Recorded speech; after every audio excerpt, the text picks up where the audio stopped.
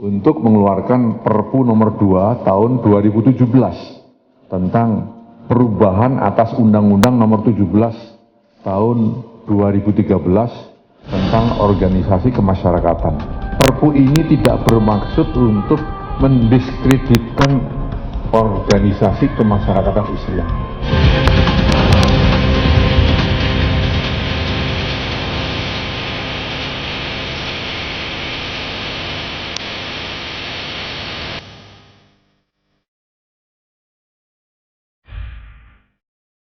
Pemirsa, Menteri Koordinator Politik Hukum dan Keamanan Wiranto merilis video tentang Perpu nomor 2 tahun 2017 di akun Twitternya @wiranto1947.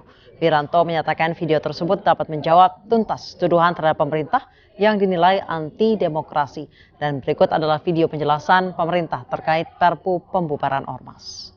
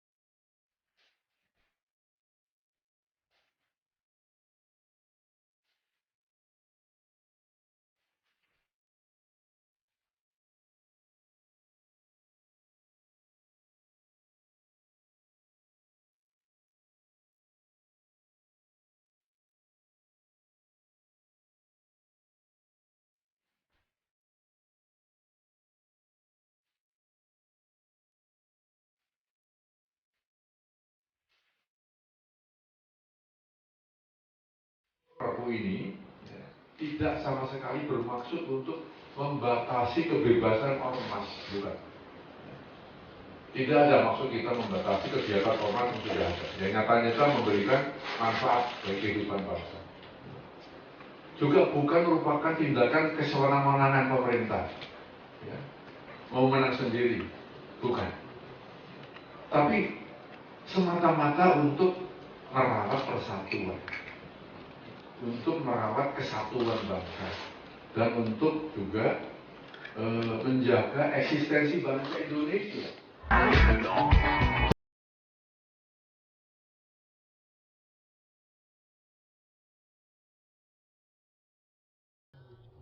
Perpu pembubaran ormas yang dikeluarkan pemerintah memicu kontroversi. Banyak pihak beranggapan Perpu telah membuat demokrasi di Indonesia kian suram.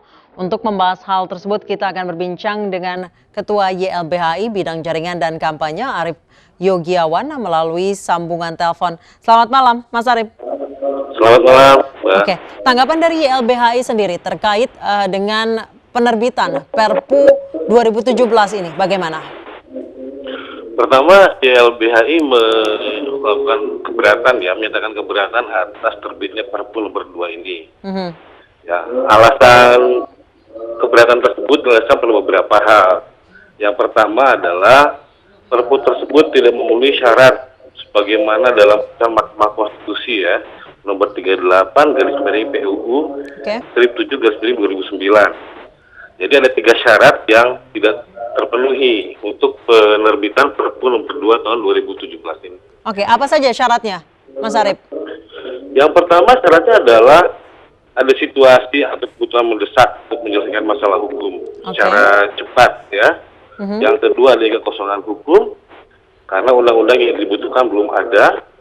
Dan yang ketiga, apabila kemudian kekosongan hukum tersebut tidak dapat diatasi dengan prosedur norma undang-undang, maka pemerintah bisa menerbitkan Perpu gitu. Apakah menurut Anda Perpu ini dikeluarkan untuk mencari jalan pintas untuk membubarkan HTI seperti itu?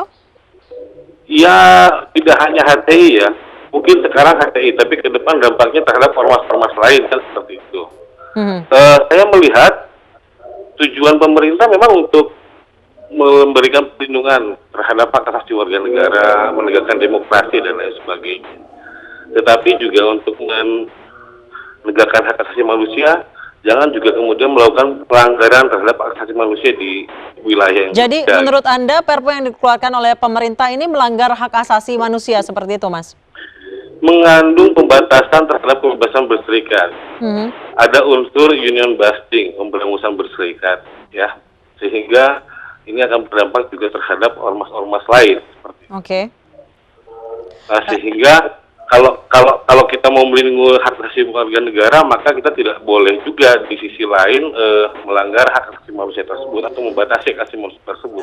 Tadi ada beberapa syarat konstitusi untuk mengeluarkan Perpu. Salah satunya adalah dalam situasi atau kebutuhan mendesak. Apakah saat ini Anda tidak melihat ada kebutuhan mendesak untuk membuat Perpu pembubaran ormas?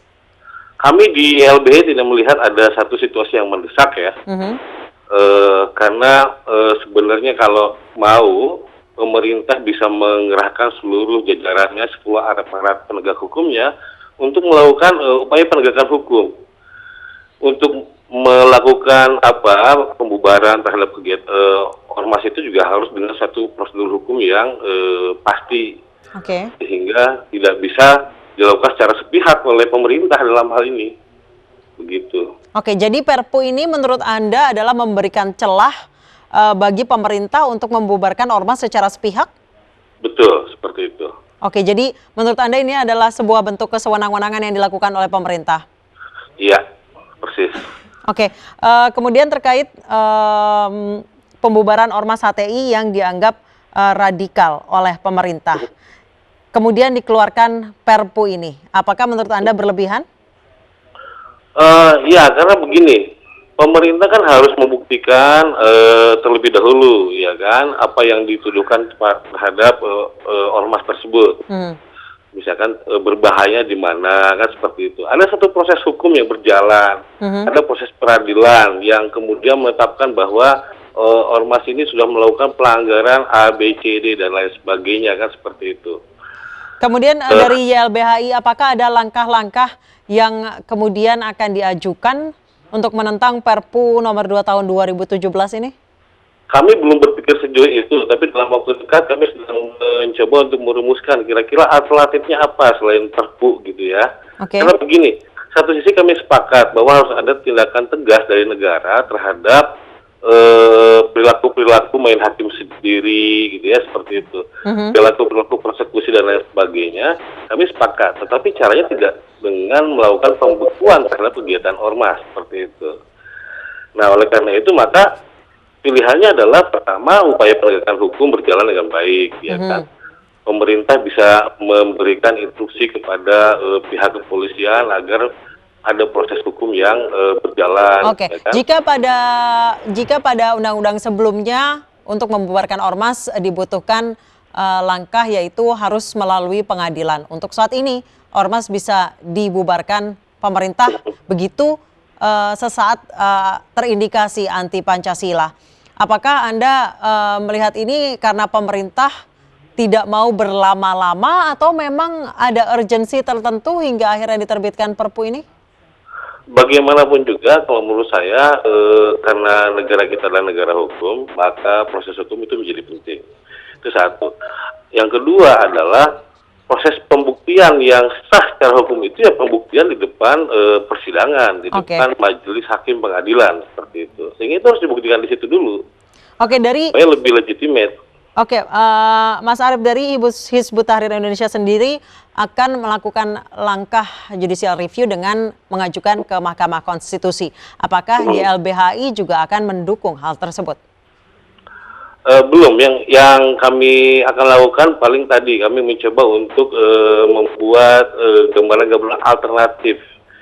Kan alternatif begini. Pertama, kami sepakat bahwa negara juga harus menindak tegas tindakan tidak anarkis. Negara harus menindak tegas kegiatan-kegiatan separatis seperti itu. Akan tetapi tidak dengan Perpu seperti ini. Mungkin ada beberapa alternatif ya. Kalaupun ada Perpu misalnya, proses hukum itu harus ditegakkan dengan baik seperti itu. Jadi menurut Anda Perpu ini memangkas sistem peradilan untuk membubarkan ormas itu berarti juga seperti merupakan sebuah bentuk kesewenang-wenangan yang kemudian kemunduran dalam demokrasi. Iya, betul seperti itu. Karena begini, demokrasi hak asasi manusia gitu ya, secara konteks, secara substansial itu harus ditegakkan, tapi juga prosedurnya juga harus sama. Karena keadilan itu kan ada keadilan substansial dan keadilan prosedural. Dua-duanya harus seimbang. Selain undang-undang yang lama yang dianggap terlalu bertele-tele, kemudian muncul Perpu ini, YLBHI akan mencari jalan tengah di antara keduanya. Apa langkah konkret yang sudah dilakukan YLBHI? Ya, kami sedang mencoba untuk merumuskan ya. Sebenarnya bukan jalan tengah sih, sebenarnya lebih tepat usulan. Ya kan, mungkin nanti ada beberapa semacam policy brief yang akan disampaikan oleh YLBHI kepada pemerintah terkait dengan hal ini. Oke, Mas Arief, pasal-pasal mana saja yang menurut Anda ini mengekang kebebasan dan merupakan kemunduran sebuah demokrasi? Pertama tadi ya, masalah pembekuan kegiatan ormas yang tanpa melalui satu proses hukum dan bisa dilakukan sepihak oleh pemerintah. Yang kedua, ini seperti Perpu ini seperti melanggengkan juga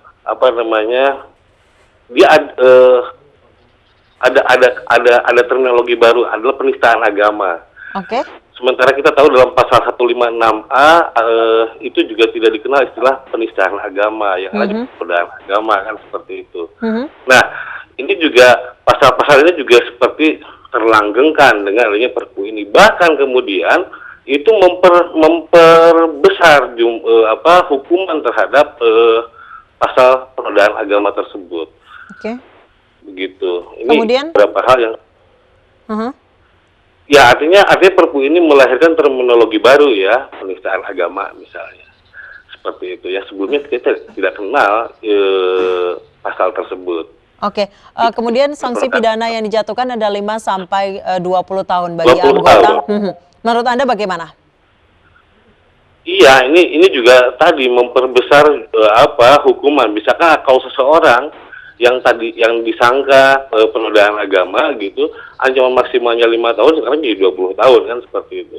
5 tahun itu jadi minimum. Sementara kita tahu bahwa pasal penodaan agama juga sering digunakan oleh kelompok-kelompok yang intoleran dan radikal. Gitu. Jadi di satu sisi ada upaya untuk melindungi dari tindakan-tindakan yang intoleran dan radikal dan situasi tapi di sisi lain juga melalui Perpu ini seperti melanggar tindakan mereka. Ini yang kemudian dengan terbitnya Perpu ini, apakah Anda beranggapan bahwa Indonesia kembali ke sebelum zaman reformasi? Ada indikasi ke sana? Ya, kalau bicara kemudian pemerintah menjadi sentral ya kan. Jadi dia memiliki kekuatan yang power yang sangat tinggi, jadi sentralistik. Dia tidak membutuhkan kekuasaan-kekuasaan lain di negara ini seperti yudikatif dan legislatif, ya kan, sehingga kemudian eksekutif menjadi kekuasaan sentral, ya sejauh itu ya. Baik, terima kasih Mas Arief Yogyawan, Ketua YLBHI Bidang Jaringan dan Kampanye telah bergabung bersama kami di iNews Prime. Dan pemirsa, seorang anggota DPRD Sumatera Utara dengan sejumlah orang tua murid mengamuk di depan kantor Dinas Pendidikan Sumatera Utara. Apa yang menjadi penyebabnya? iNews Prime akan segera kembali dengan informasi selengkapnya. Mana? Orangnya gila kok nggak? Mana ada? Kok kasih tahu lah? Ya bentar, orang lagi bicara.